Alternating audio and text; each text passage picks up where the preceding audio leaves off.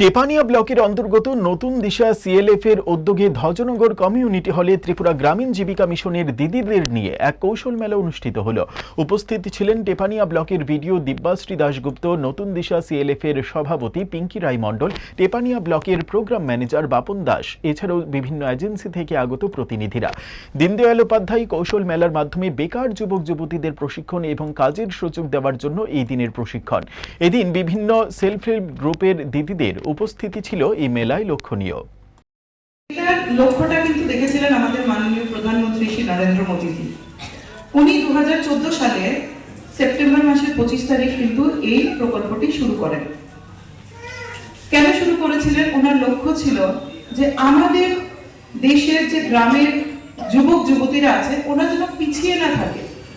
আমাদের গ্রামের যুবক যুবতীরা যদি এগিয়ে যেতে পারে তাহলেই কিন্তু সার্বিকভাবে গ্রামীণ উন্নয়ন হবে, এবং সার্বিকভাবে গ্রামীণ উন্নয়ন হলেই কিন্তু রাজ্য এবং দেশের উন্নয়ন হবে।